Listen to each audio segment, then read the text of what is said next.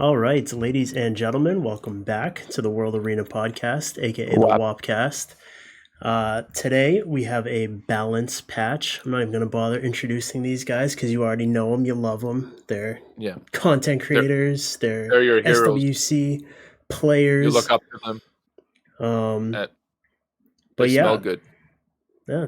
Oh, I can't confirm or deny that, but I can confirm it. Yeah. That's it. But yeah, anyways, we finally got our long-awaited balance patch. It's been pretty controversial from what I've seen in Twitch chat recently, but I personally liked it. I don't know. What are your guys' first thoughts of it before we go to the line by line? You can go first. No, you go. This is why we should never have two guests. It is your fault.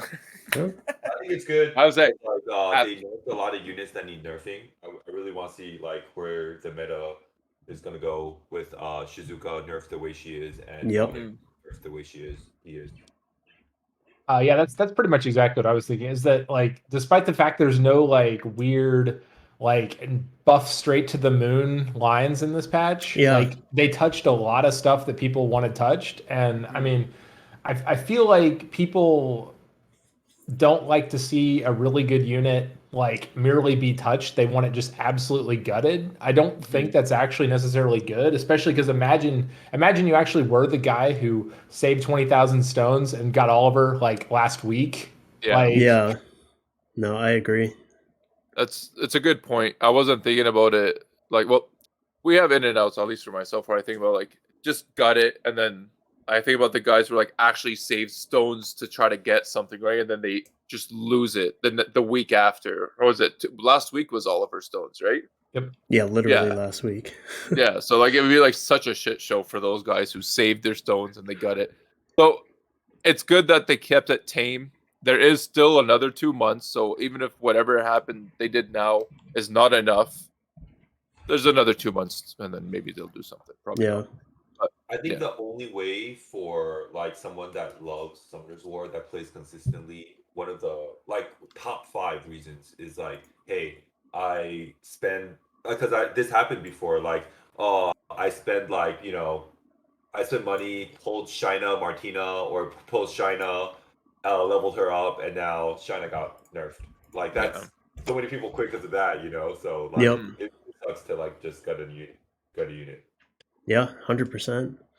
It's real shame. Just like the Gurkha owners. I'll never forget the Gurkha owners. Never forgetting Gurkha spaghetti. Fucking poor guys. Just feel bad for you guys. So yeah, if you want to, this is up on your screen for us. So if you want to read the first line, go ahead. Oh, honestly, this was totally unexpected to me, but Dark Mage Kiki with so they changed her range from 5 to 10. From 4 to 8 for her health gain, right? Yeah, the most she can gain off of a single unit is 8%. So she can still gain, what is that, 32% total HP? Yeah. Which is still, if she's it's still good.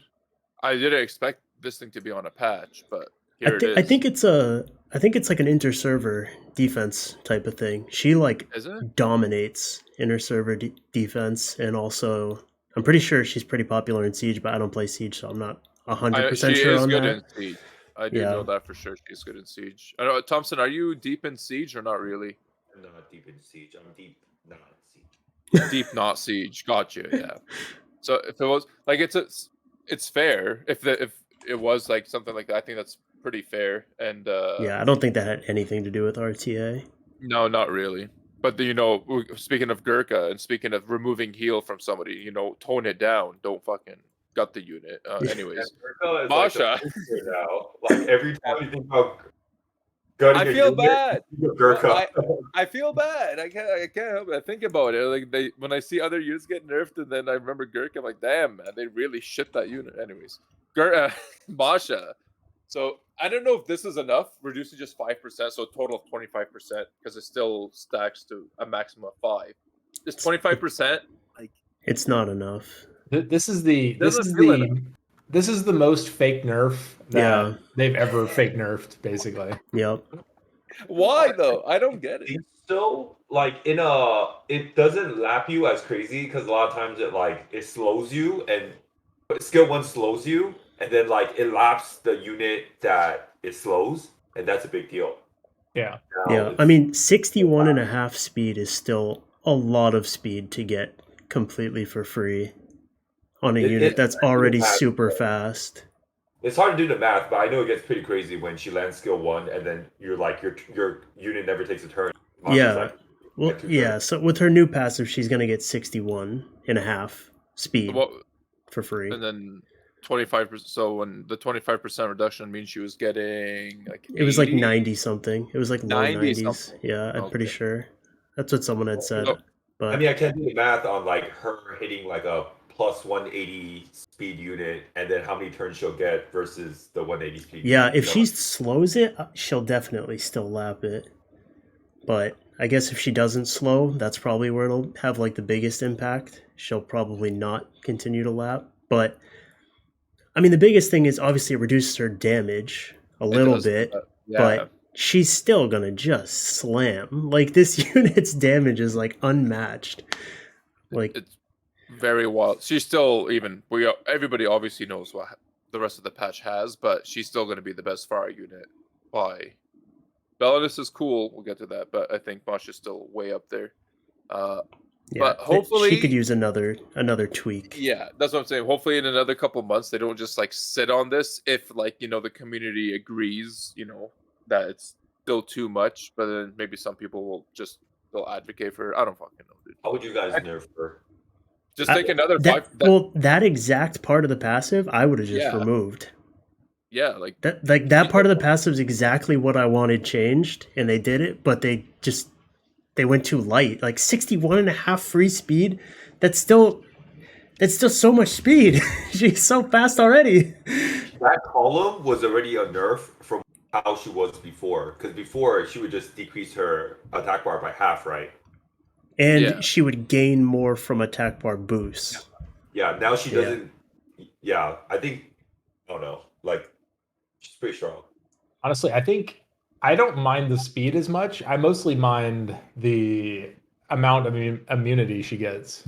Yeah, I mean she's untouchable until she's dismounted. Pretty much, you can't do anything to her. You can't push her back. It's just like I'm not exactly sure how I would change the immunity if I were to do it, but like I feel like I don't know, like I had this buff idea once where it was like whenever she gets immunity whenever she like gains attack bar or something like that, so that she can only get it when she's skill 2s. Oh, yes, I do remember that. But it would kind of I don't know if that actually makes sense though, because if she gains a bunch of attack bar, she just cycles out of it like instantly. So, but I don't know. They could give it to her for 2 turns, right? Because then she would still have 1 down turn. Yeah, you could do that.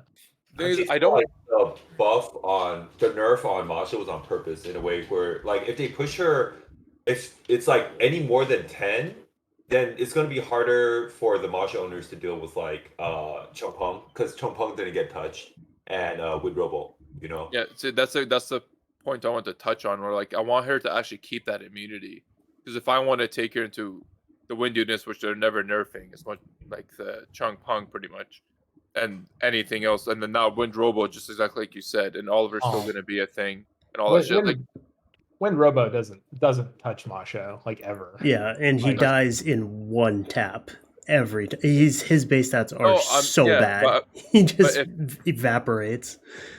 I'm not saying that like Wind Robo has a chance against Masha. Like Masha's good against the Wind Robo, and the immunity on her helps it. Just yes, there's glancing and whatnot, but there's still the chance that Robo can stun her if it was off immunity from the stun and yada yada yada. That's what I'm saying. Like it's still good that she.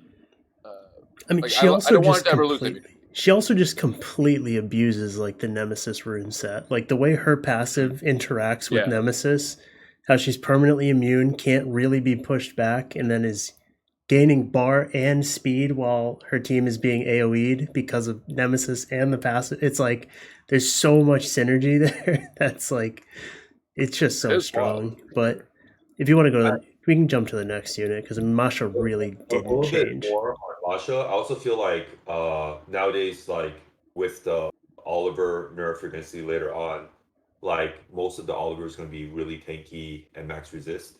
Yeah. So like that puts another element against Masha. Like it's gonna be harder for Masha to deal with Oliver. Because like, had you guys ever skill 3 a Masha with Oliver? Like Masha just doesn't do anything for a while, you know?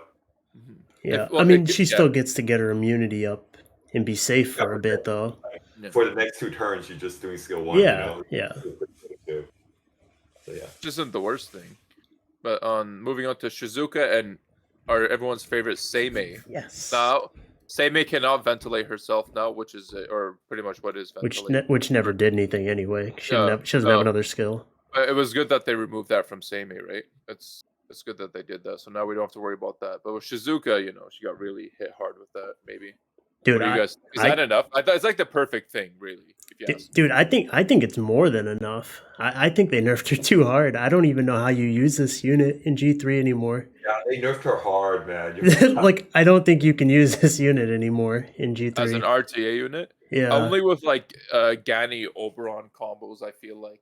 No, it's not worth it. She'll also be used as an Oblivion spreader. So like you'll see her used with Tessarian against passive teams and stuff like that. Yeah, but you get one shot at it, and then you're like, if at any point in that match it turns out that you need to get your immunity up, you just have to accept the fact that for 5 turns you're not sending out any debuffs. Like, I thought if they ever did this, they would revert the last nerf that they did, which they added a cooldown to the S3. So like, I figured you set it back to 4 turns and then make her not be able to ventilate herself. But now that it's 5 turns and she can't ventilate herself, you get one crack at it. And that's a long... You can't use her as just an immunity unit anymore. You can't spend a 5-turn cooldown on on just renewing your will runes. Like, you can't do that. I mean, that's what I'm saying is I think she's going to be more of like an offensive combo. Like, you're going to use her specifically to spread debuffs to kill people, not... Like, she's gonna be better as a deep, like an offensive unit than a defensive one after this. But she still got nerfed really hard. I mean, I'm not denying that part. The thing about, like, you can't really make her an offensive unit because like her harmful effect's only 1 turn. Yeah, if it's Tomo's so much better. More offensive, Like, even spreading the Oblivion. It's Oblivion for 1 turn. It's like, 1 turn, and if you were going first and being aggressive, then that means they're at full bar. So they're about to move anyway, and then it's just gone. But then now the question is, after like the meta, like I was talking about earlier, like I feel like she used to be the best immunity unit, but after now, like she's not the best immunity unit. What is? Is it like Usa again? Is it going to be? It's Adriana. It's going to be Pater. It's the dark one. It's Pater. Oh yeah. No, it's Adriana. We love her. We love. She's the best. Water PVC baby. Yeah. If I did want to say anything on Shizuka for like the next coming patch in 2 months, I do hope, like, because we don't want to really just see Shizuka disappear. Well, I hope they actually reduce the cooldown on S3. I think she disappears in G3. I think below that, I think you can still just use her as like one of those units where it's like, if you get that. Because a lot of times in G3, it's not enough to just win a match if she just procs out of a stun and sends everything back. But like, those are massive game swingers in like C3 and stuff like that. And she's still going to do that. If you proc out of a stun or resist a reset or something, she's still just going to swing games on a single S3. I mean, you're also probably gonna see her picked a lot more with Gani or like specific like full resets. I mean, like Oberon obviously is like really cool with her, but Gani in particular, like, because they're gonna have that same synergy, right, where they're like refreshing each other and like doing the ventilate shenanigans. Yeah, I feel like either you're in G3 or C3, wherever you're at, Shizuka's just not that good anymore. Oh yeah, she's worse, but like the games are faster in those ranks though. Like, have you played in a C3 account? It's like, yeah, we have a WAP account. Oh yeah, I forgot about that account.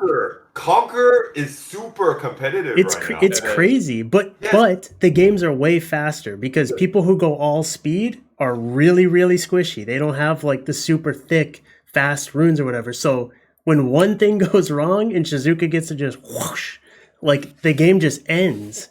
But when Shizuka goes, you could use another unit better than Shizuka. Like you could just use Wusa or something, right? It's just better. Well, I mean the debuff throwback. Like if your opponent's trying to wind robo you and you just proc out of the wind robo stuns and just send all that bullshit back. Wusa, like proc out a wind robo and like does immunity, you still win the game, right? It's still better. It's good, but I don't know. It's just like in Conqueror level, they're good, but their runes are limited. And I feel like if you're gonna invest that rune set on a Shizuka, you might as well put it on another immunity, another like unit that does better than Shizuka. Yeah, I definitely think Wusa will be seen more. Huh? I'm trying to think of. Like, I think Wusa will start popping up a little bit more. Wusa seems like the next best choice, other than Pater. Yeah, and Riley. I think everyone's gonna steal News Tech, and we're gonna start seeing a lot more Swift Wusas actually. Because like it kind of deals with the robos also. Yeah, if you have it on a shield set, right? Is that the idea? I mean, just in general, just throw like once you have like 3 debuff or 3 buffs up, robo effectively doesn't do anything. But Wusa doesn't do Wusa only gives you 1. Yeah, that's the issue. Because you already have Will, and then he just gives you a shield. But on Shizuka, there's not much else. Another thing about the Shizuka nerf, it actually nerfs Oberon users as well. It does. Yeah. I don't think you'll be seeing any Oberons in the meta for a while. Yeah. Does it? Oh, I thought. Well, it doesn't. It does because she's just worse. So yes, yeah. You're less incentivized to use her, and if you're less incentivized to use her, you're less incentivized to use Oberon. You know. God damn it! I wouldn't know. But that's a well. Then see how the meta plays out. They have the option to just like ban the Oberon and deal with their Shizuka, or ban the Shizuka. Mm-hmm. So yeah, I mean, Samy heals a little bit more now. We can skip the next line. Who gives a shit? Well, Stalwick is excited about it. Dude. I mean, it's good. I mean, she's a toxic unit, and she just got more toxic. It's great. I know. And this is a massive surprise to me that they back to. That I cannot believe they're nerfing it, the patch after buffing it. It blows my mind that they did it so quick. I'm happy they did because I did think it was a little too much. Bro, they're clueless. They're actually clueless. But I don't know. I feel like they've been listening and like they got a lot of negative feedback about the more buff because they're like, "What are you guys doing? Like, what kind of power creep fucking bullshit are you guys trying to pull off here?" Rather than just nerfing the top 4. And I feel like. They did revert it though. Like they touched the top 4, did they not? Okay, but why is it Ryu's S2 that they keep touching? It's obviously not the S2 that's the problem because Ken is not broken and Light Ryu's not broken. It's not the S2. It's the fucking passive that stupid unit has. Increase the cooldown of the passive. You could make that skill 20% bar automatic. No range, no nothing, 20% bar automatic. And if you increase the cooldown of Water Ryu's passive, he's worse. That's it. You've made him worse. Good job. Just one turn does it's devastating for him. I just don't get why. Though, right? Huh? Because it used to be like 10 all around. Now it's 10 to 15. Yeah, it's slightly better than his previous version, but they buffed that skill. I would assume for Light Ryu and Ken's sake, not really him. But then he's the one who took over and got the skill nerfed right back down. Like, what the fuck? I do like they buffed it because of the robos, because they do the same thing and the animation looks the same. They all spin and his is worse. Robo is more consistent, Yeah. The spin to wins always look the same. It doesn't matter what character. Yeah, more didn't change at all. No. He's still better than what he was 2 seasons ago before they buffed him, and he was like a top 4 unit in that season, and he's still better than that version of himself. So it's just. I don't think this nerf is going to do anything to Water Ryu though. He's still going to see like a high 50-60% pick rate. Yep, for sure. Yeah, he's still the best general speed lead, basically. Yeah, overall, I would say so. Outside of LDs, I guess. Nephthys is pretty fucking ridiculous. Give me a Nephthys. Yeah, there's not much else to say on Ryu, but the Dark Boy here. So if I haven't been like well versed in how the PPK combo works here, but the 5th hit is an AoE strip, correct? It is now, yeah. It is now. It is now. Okay. It wasn't before? No. No. Well, I'm saying now it's an AoE strip, but before the 5th and the 6th hit were just extensions on AoE. So the 5th hit is now the strip. Now the 6th hit is the extension. Correct. So some people are complaining because now you can't turn anything into a 3-turn debuff because you only have 1 hit of extension. Yeah. Also, obviously, that increases your chance that you just miss that extension and don't get anything out of the skill, right? Because you only get 1 chance at it now.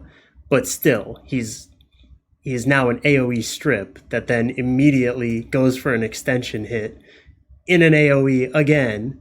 Yeah. That is a phenomenal skill.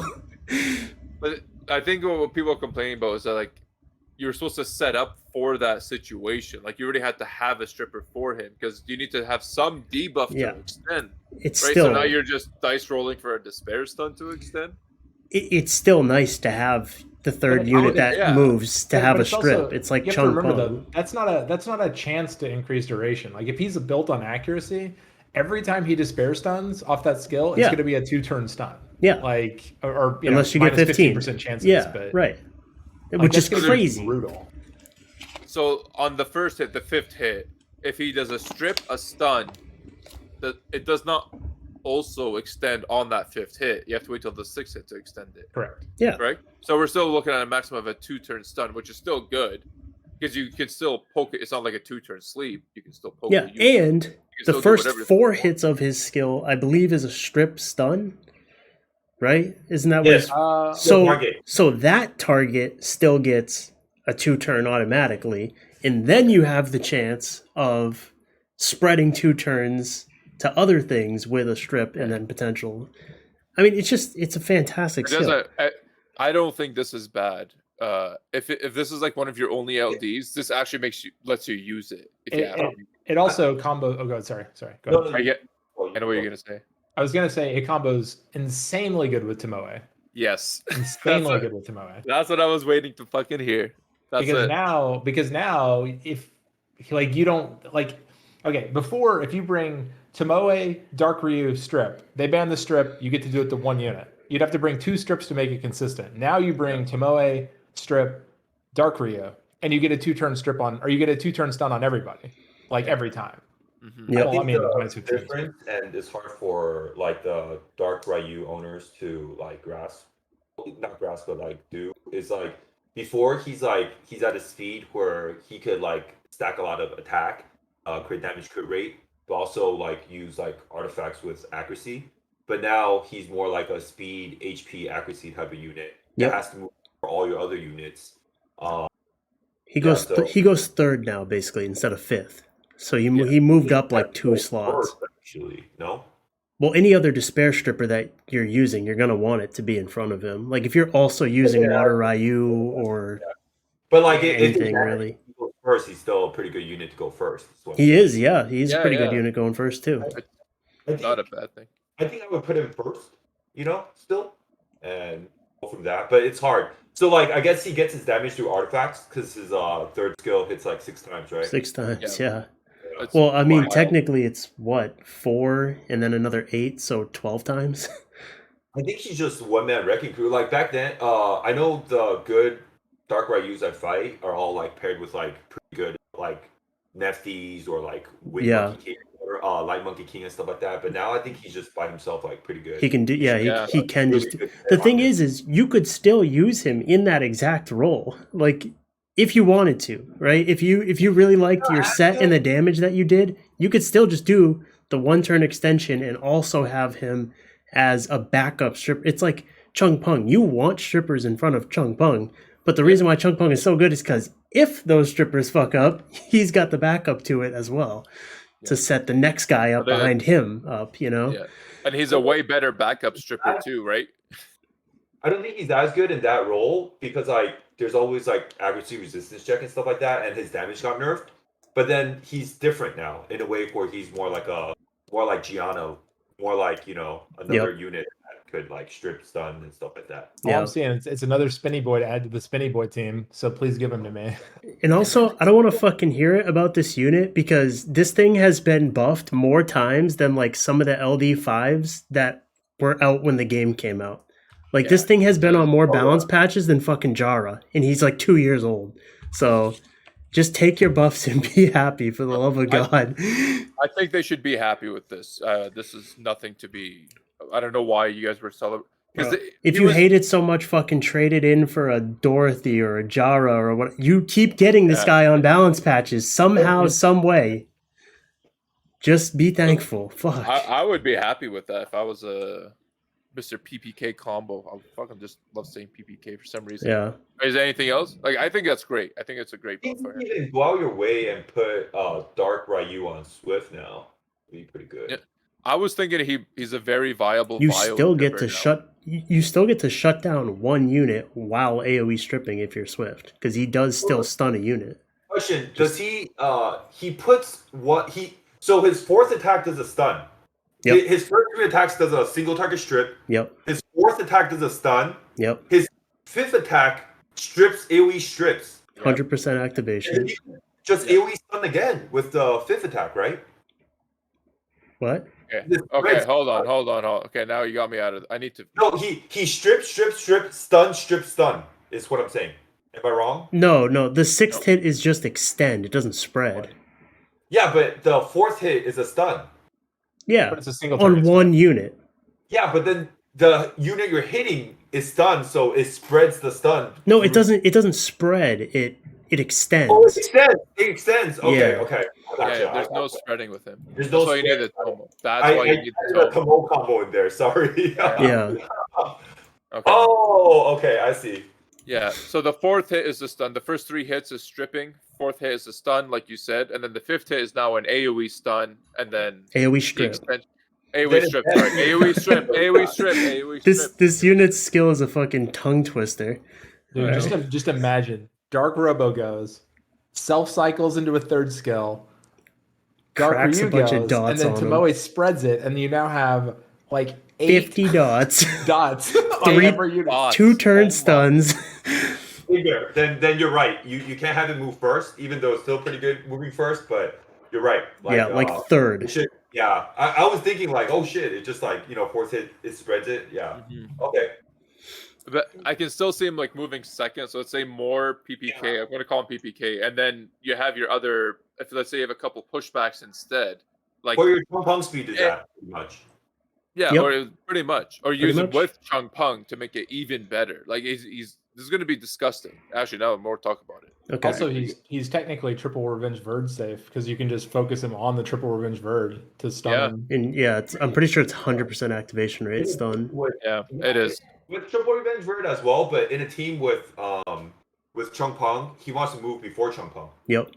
Yeah. Definitely. Okay, this is a good unit. If you complain, you're straight up delusional. End of discussion. Okay, all the druids, might as well cover them at the same time.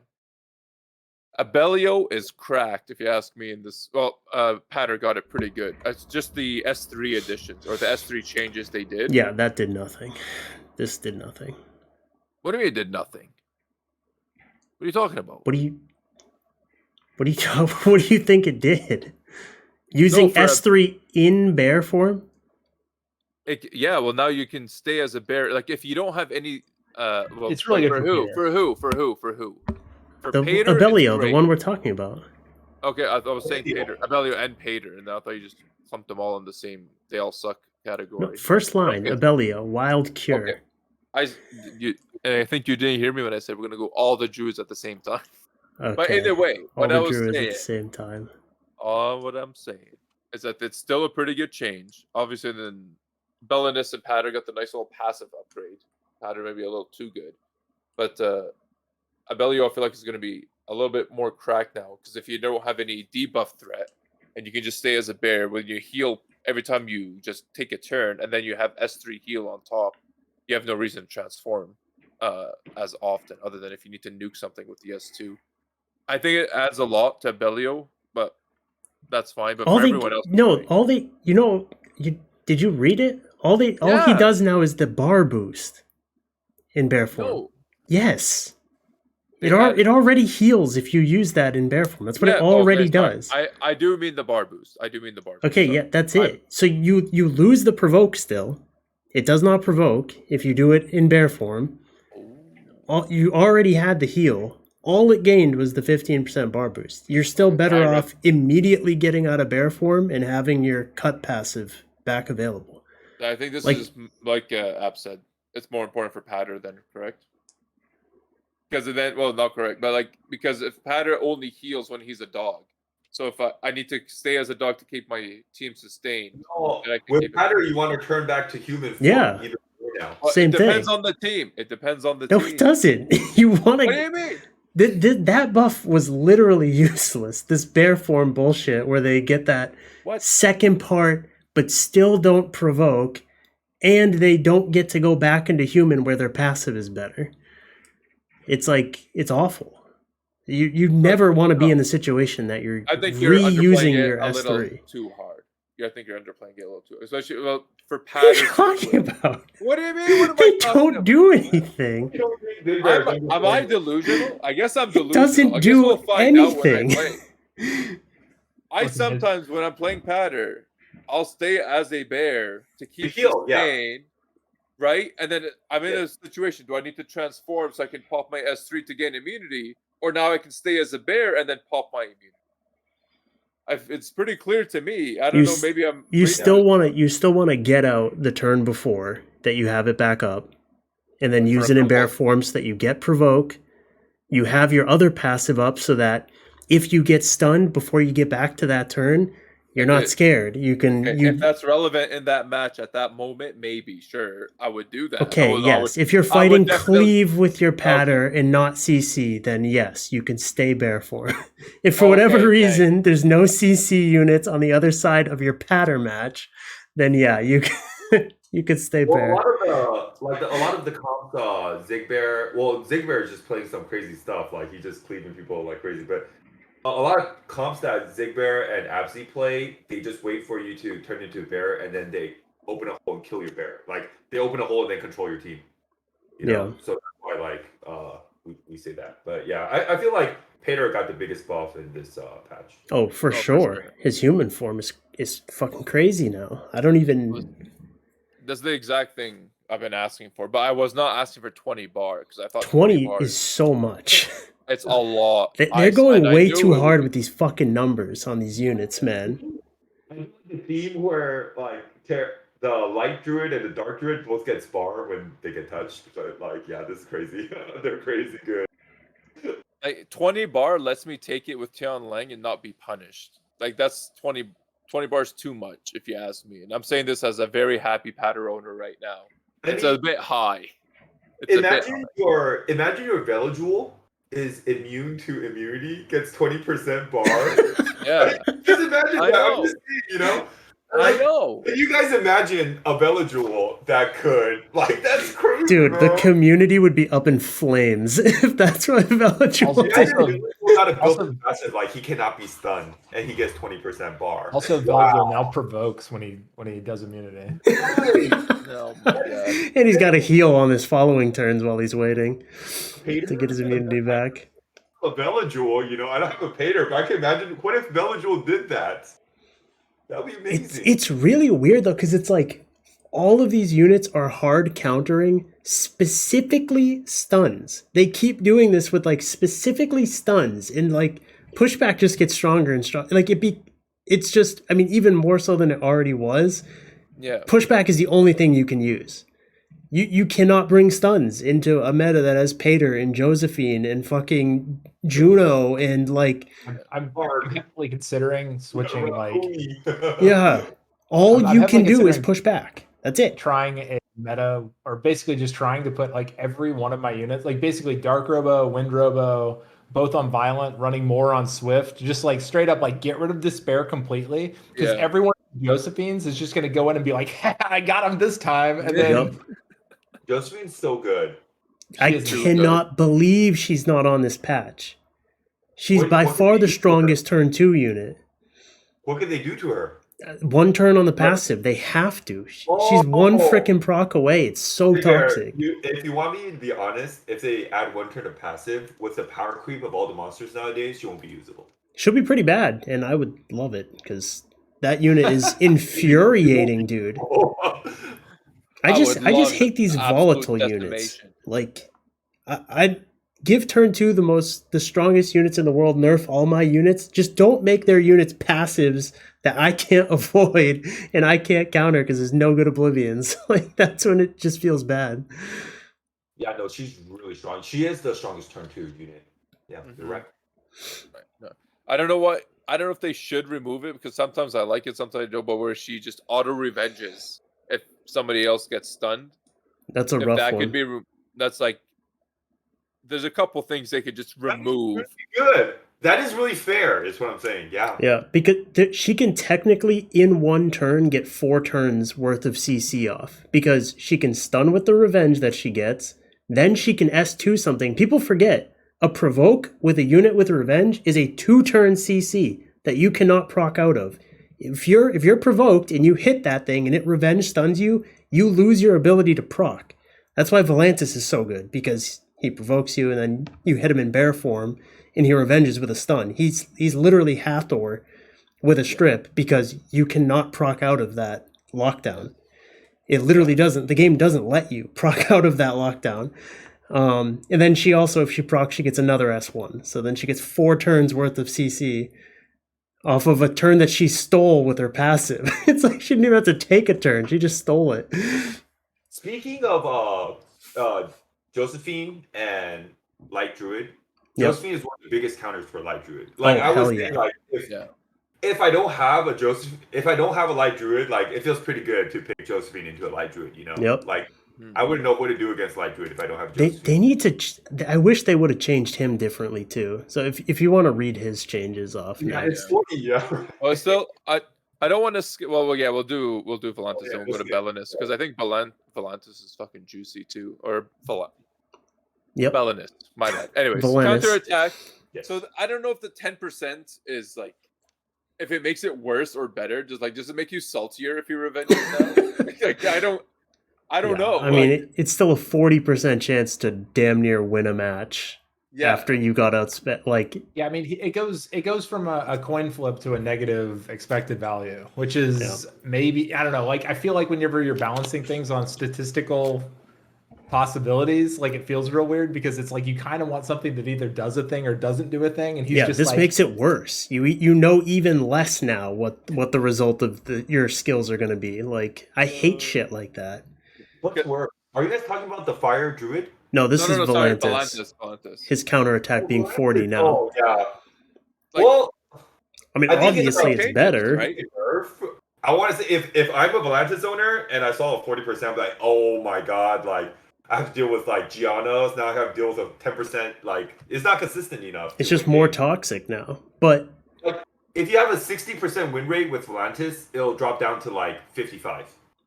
Maybe. I mean, the thing, because it's like, he's so strong, he doesn't need to revenge to win the game.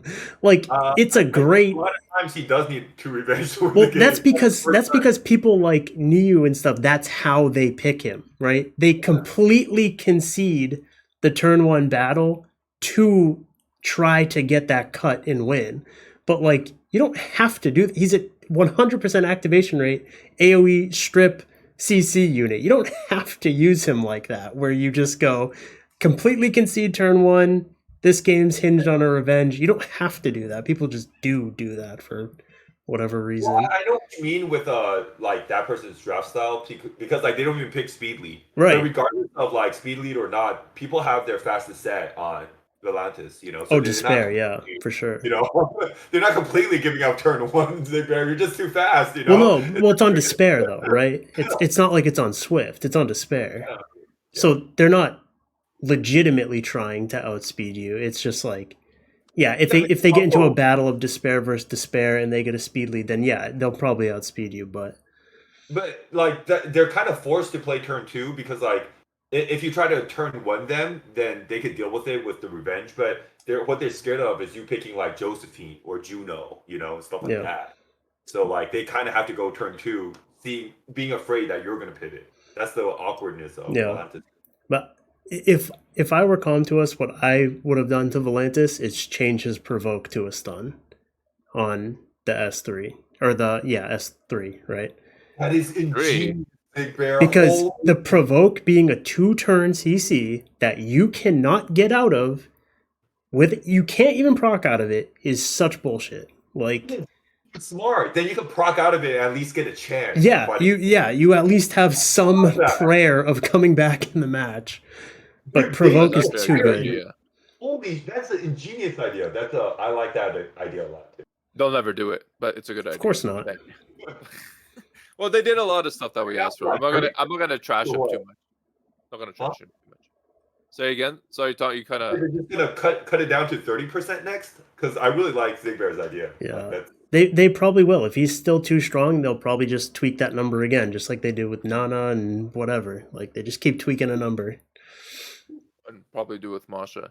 Now for Belinus, I think his viability, as if you're lacking fire units to use, has gone up. This absorb is very good on a fire unit. If you guys remember Bison's prime time, Carnal, he used to only push when he pushed back 30. That was such a massive thing, apparently, that they nerfed it down to 15 bar. But now you got Mr. Belinus here sucking off 25. I think, and then he's got the same base speed as Carnal. This is not to be neglected. He sets up defense break and he sets up attack. And I'm not saying to build him on despair. That's just asking to kill yourself. But if you put him on, like, let's say you're lacking a fire unit, you want to draft something, I think Belinus is up there now if you tune it properly for some sort of control and setup. Maybe for your PPK combo, maybe not. I don't. That's just my 2 cents on the Belinus, though. So I feel like with your style, Apze style, and Zigbear style, you three, you guys will probably enjoy Belinus more than like Fire Bison. I think this is the best AoE fire unit in the game now. I've been using Oki recently, so I'm pumped. You three, your play style is fit for Belinus, but most people, like, if they're, because of Bison's 44% HP lead and how tanky his base stats is, if you like run a comp with like Molly, Juno, Fire Bison is still a better unit.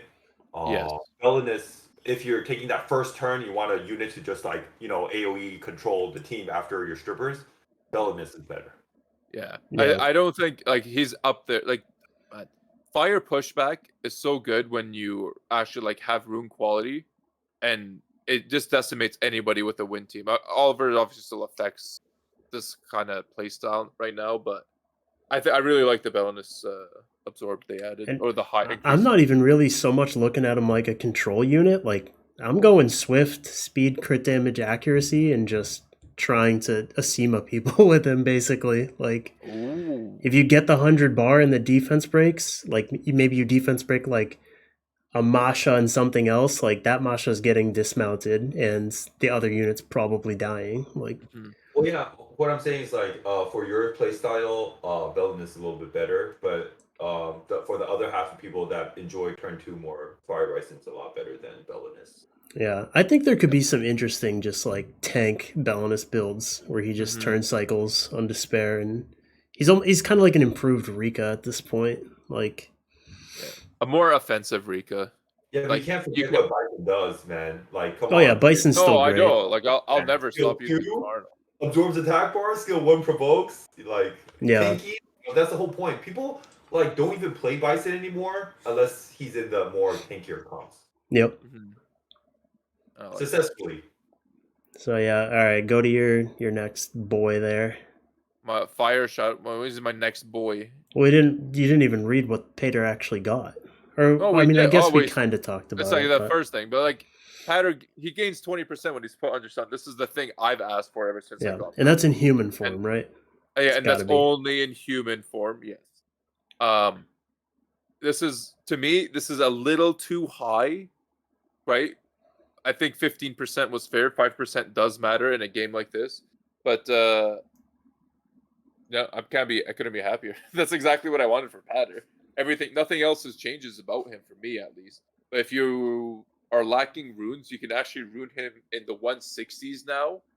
I'm probably not a crit damage, but a crit reset. Still have fat HP, and you can draft him specifically into, let's say, a Gianna and the occasional Volantis, he will do his job. He will either be banned, or he will still move in front of your team to cleanse him after the Gianna stun. And that's gorgeous. I'm going to have mine still in the 180s just because I want to have immunity first, but I'm also an idiot. So disregard that. But yeah, I don't know if you guys want to say anything about Patter being busted now. I don't know. 20% is too much. It is. If he's boosting more off his passive than an Escher is giving with an actual attack bar boosting skill, that is ridiculous. Yep.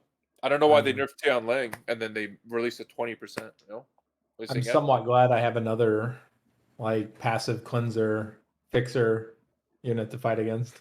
Yeah, isn't it great? Do you think it's too much, Thompson, or? I feel like even 10% is too much. Yep. So, agreed. Like, is it that hard for a person to get like a 170, 180 set nowadays? I don't think so. That number could literally be anything, and it's just way too strong. It's if it was 10%, I would think that was like a very, very fair number.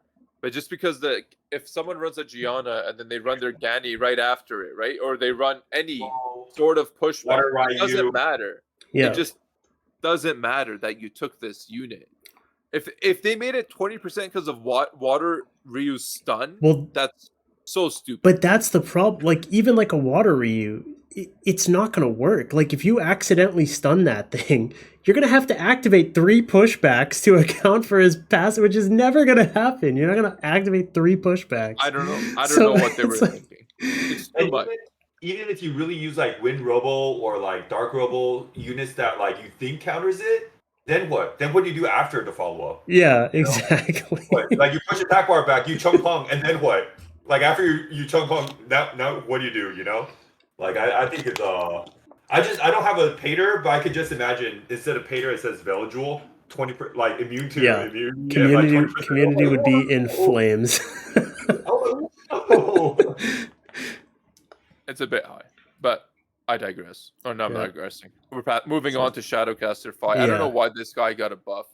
I know. I love this unit. This is the S3, right? Yep. Destructive shot. Yeah, because I don't have any of these guys yet, except the water guy. He's useless. Did you say you love this unit? I do. Yeah. You take the reins on this then. What the fuck does he do? I like it too, actually. Well, so now basically his S3 puts him in the hand state that the S2 does right now, and whenever you have the hand up, you either block an attack or get a second attack when you go to attack on your turn. So it adds a shitload of damage if you don't get hit, and if you do get hit, then you block that attack completely, which it's just really good. The fact that, because like he's a pretty squishy unit, like because you usually want him on some form of damage, whether that's just high attack power for Douglas or maybe crit rate or something, and then you obviously want max accuracy. So the fact that he can now get into the invulnerable state like 2 different ways, no matter which skill he clicks, is really good. Yeah, that's good then. For two. Was one a trap and one's not a trap? Swift and Vio. That's toxic Thompson right there. I like it too, but yeah, he's been needing a buff for a while. Yep. I actually think he could be very so I built him originally, like the first time I pulled him, I was like, this guy feels kind of like a Masha, where you get to like abuse his speed to basically make him really efficient. And I feel like now really you can just build him on pure damage. You can go real heavy. Like a violent tuning. And he just is going to hit a lot of times for a lot of damage. His multipliers are really good too. Like I run just a crit rate accuracy one, and like he can slap.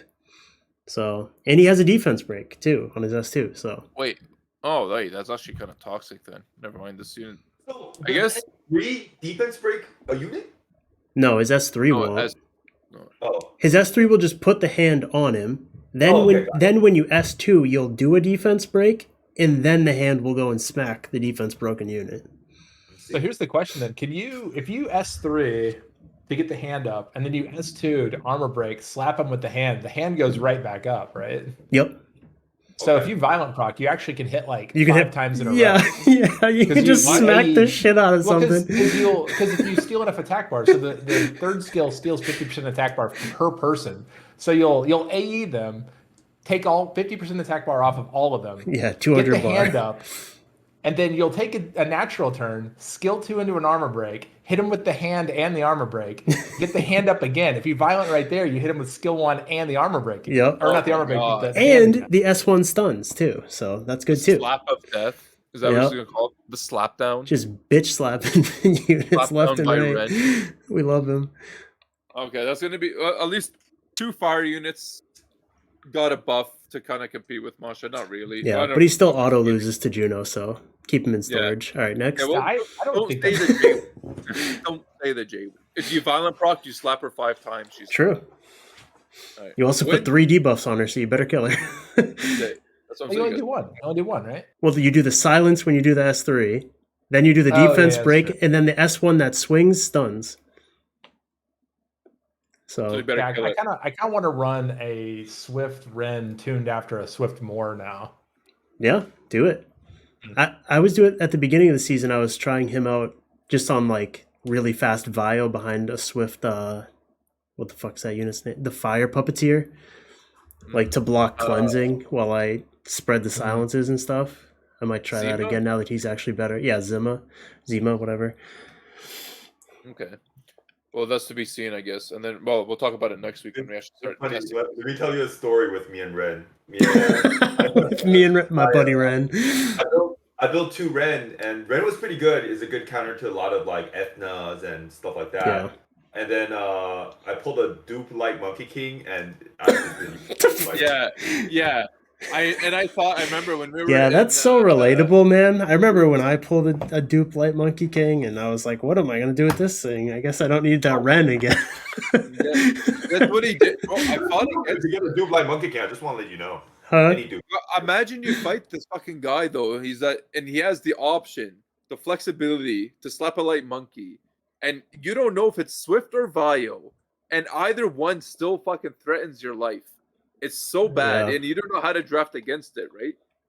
Yeah, the few times I've run into Thompson, you have to assume it's the Swift one. Like if you pick something that loses to the Swift one and it is, then you're just fucked. I'm pretty sure that's the most Thompson story ever, though. It's like, let me tell you a story about Ren. So I pulled the Light Monkey King. I built 2 Ren. You guys saw the 2 Ren. I love it. I actually lost against you in that tournament that we had in Orlando because of that. Because I don't know if am I banning the Swift one? Am I banning the Vio one? I don't know. I'm blaming it on your dupe light monkey. Dude, the Zabala Swift light monkey is so good. You're right. I want to say this to the genius Zigbear there. I was like, yeah, Zabala on like violence seems like the way to go. He's like, are you stupid, Thompson? Swift is the way to go. Oh my water Yonhong. So good. She's so good. I actually feel like I have a Yonhong in my account, but better. Yep. Dude, I literally fought you like right after Puppeteers came out, and like your Swift, those 2 being on Swift like cucked me, and I've had every single unit on Will since that day. I was like, I'm never running into this situation again. I just lowered everybody's speed just to make sure everything was on Will, because the second that you get caught with your pants down versus Zabala and another Swift AoE unit, it's like over. You know, there's a unit that got affected by Zabala like that. It's Josephine, because like it's like you really don't need to put Will on Josephine. But like because it's a but now you have to. Yeah. Which is a good thing, if you ask me. If that's a good thing, if she was put on any other set just to make her better, then like for Josephine, I mean, for messing up Josephine's thing. But Josephine's so good on like revenge, energy or whatever. It's like your garbage energy. We just slap it on Josephine. It's like whoa. She's crazy on a set of revenge too, because everyone's trying to like beam her down while she doesn't have her buffs up, and you can just get super lucky. Mm-hmm. Yeah. Let's move on though to the wind one. I thought Ziggy was going to be really horny about this. I don't know if he still is or not, but turning into an AoE strip. Yeah or no? Wait, what? Wait, what? Oh, what are we talking about? The Wind Shadowcaster. It was already an AoE strip. No, it removes all now. Oh yeah, I mean, It's better versus Miles, right? The shield runes, I guess. Okay. I don't really know. Does it change anything though with him? Like the S2, I think, is what really changes him. Like changes the way you can use him, because now you can S2 gain 100 bar. Like hopefully S2 is something that's off will, because that skill isn't strip. Then you can S3, fuck them all up, and then like I think he's better at like setting up like Molongs and stuff to launch into the thing that you shadow tie. I think that's better now that he can use shadow tie for free and then get 100 bar. But you still have to S3 first before you S2, right? Yeah, if they're on all will, then you have to. Yeah, you have no choice. Which I still think he's going to be useless because his passive still, or not passive, his S3 still works in the way that if you strip 3 units, you don't jumble 3 attack bars, you only jumble 2.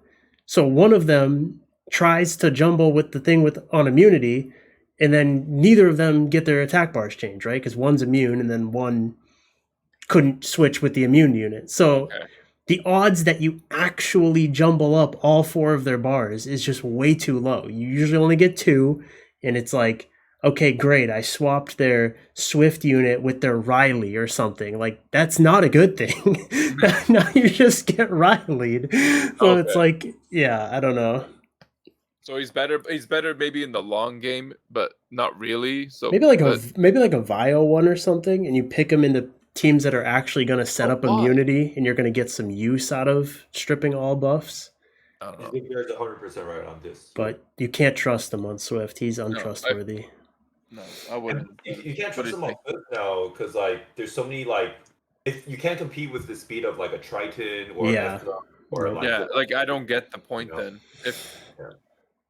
No, what do you think of?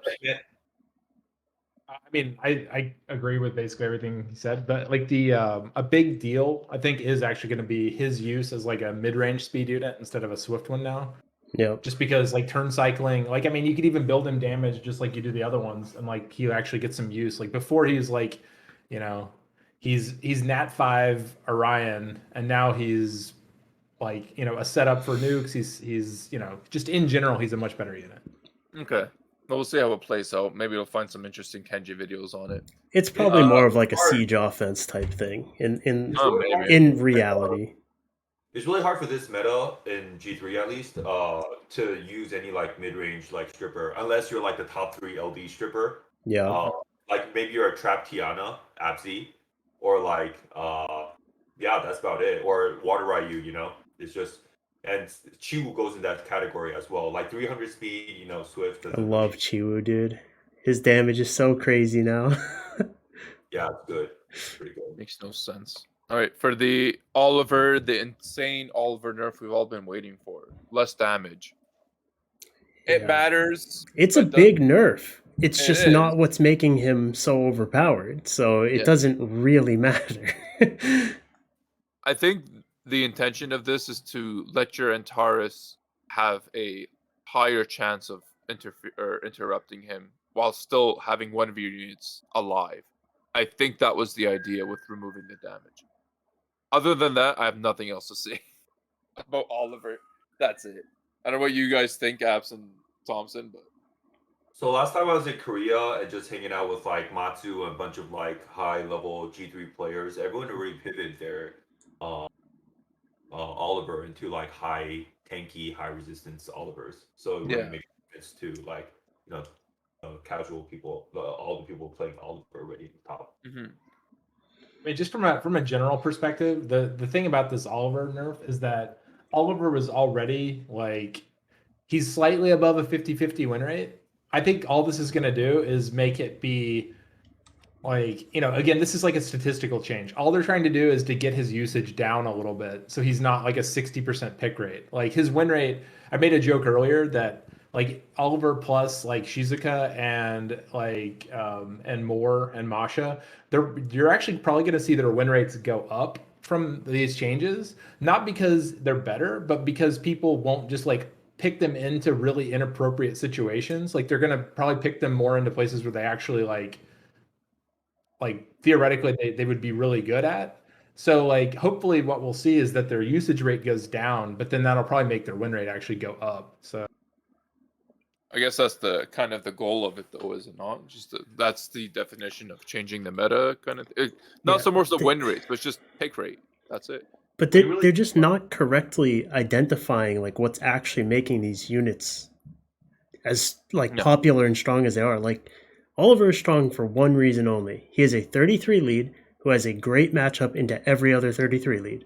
So once you pick him and you have 33, if your opponent wants to match it, they literally have to pick a unit that loses to the unit you've already picked just to match your speed lead.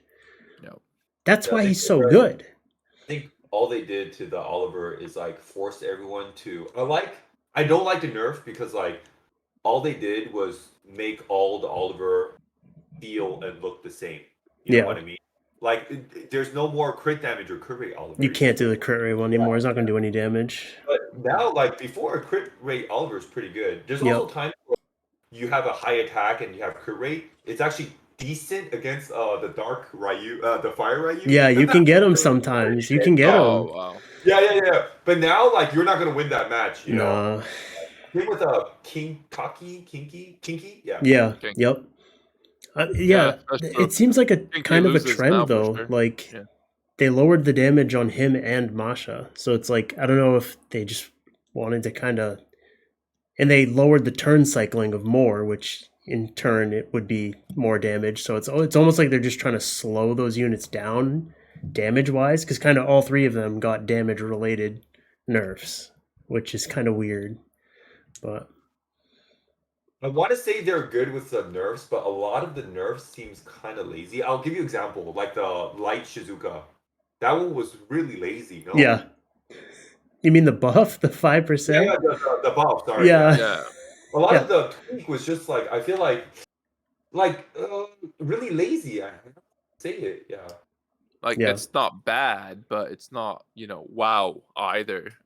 That's I don't think like the game is at a state where it could take these kind of like lazy, kind of You gotta when your patches are 2 months apart, you gotta keep people excited. You can't just have them be like, nothing really changed, because then people like we're addicts. Like we just keep playing regardless of what happens. But like that's not what their like large majority of their player base is gonna do. Like. Casual players will be like, this patch sucked. I'm going to play a different game for the next 2 months. And that's really bad for Com2S's bottom line, Mm-hmm. So, especially when so many people are negative against the game for like the last 6 months.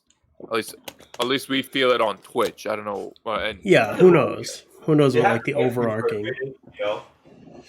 Like even I was a little frustrated about the Gurkha nerf as well. Like even though I have other stuff and it's okay, but I can imagine some players, like this morning I talked to Spires, and then it's like that Gurkha nerf, come on man, like...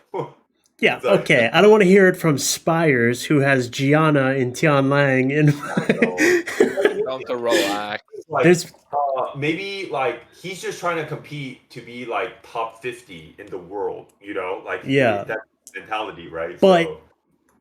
if you like, I mean, I don't want to discount anybody's achievements, but if you were getting it off of the power level that Gurkha had previously, to me you didn't truly earn it. Like well I think well, like imagine you were top 50 when you have Gurkha, but then now Gurkha is like unusable, then that's kind of not fair, no? Oh, they did Gurkha dirty, but it's we like if you were in that position solely off the power of one unit, I mean, that says everything that you need to know about what that unit was doing.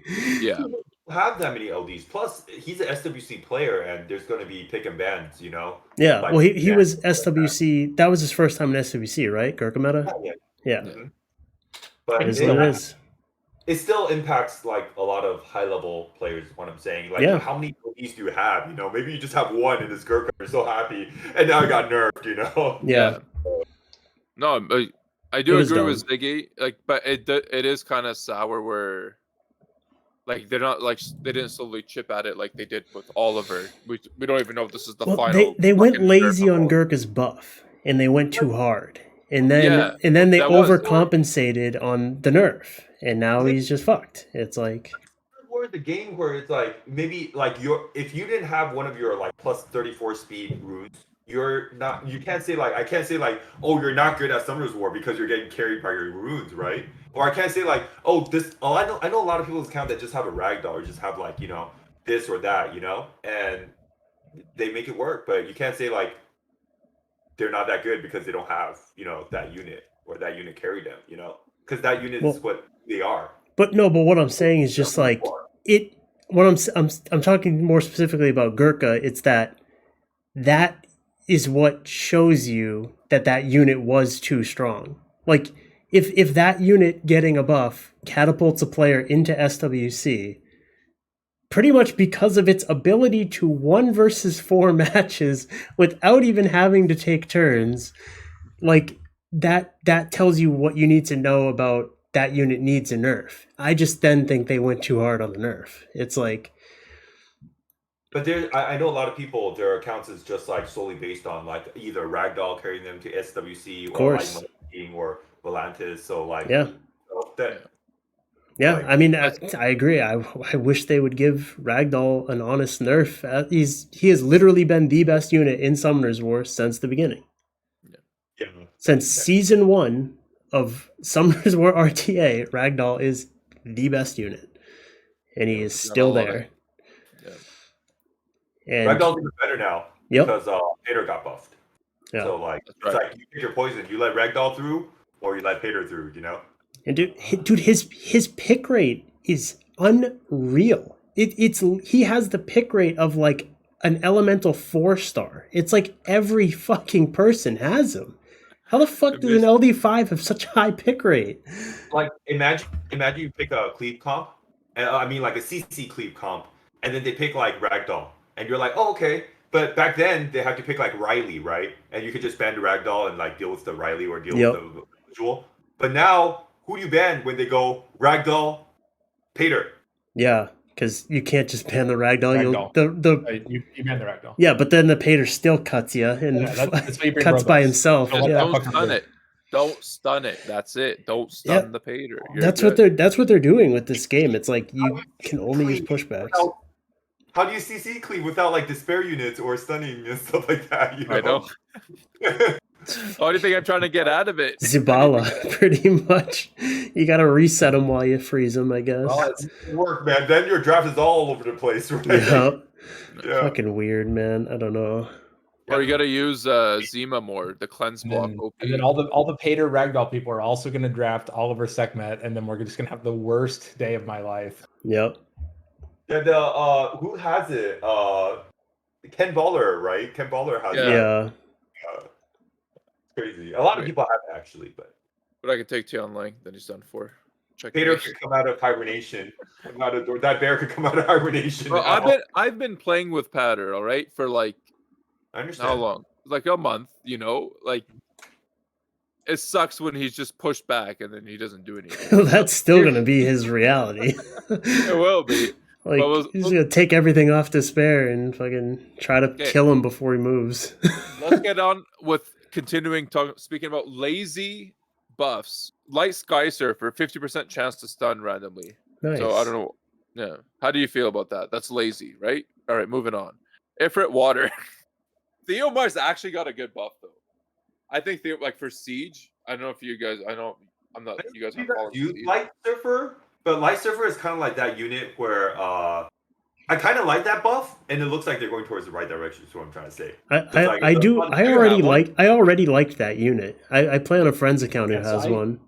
So I think that actually was a good buff because like he's effectively only usable in a CC cleave with pushbacks, and this actually gives him like before he was like one of those win more units that just like okay, well he comes in and does damage at the end of your CC cleave combo, and it's like okay, well he doesn't really help unless you manage to kill them, and now he actually like adds something to the core strategy. Well, no, he does a 70% pushback.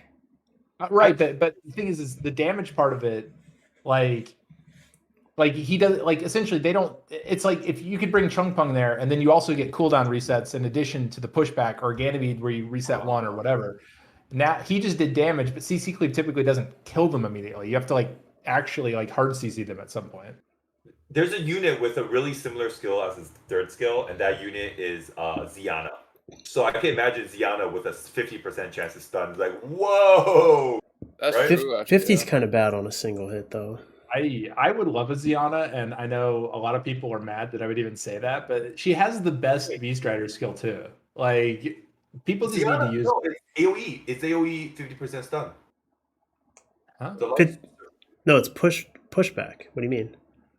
Doesn't he get like a AOE pushback with a 50% chance to stun? Yeah, That's what he has now. Yeah. Yeah. But he's So a single hit. Ziana's a double hit. So if she had a 50%, she double hits, right? On the S3? I'm pretty sure. S3, Ziana single hits. Oh, what the? Does it just look like a double hit? Why It looks like double hit. No, I know what you mean. it looks like it's like whoosh whoosh or some shit like I don't know, whatever.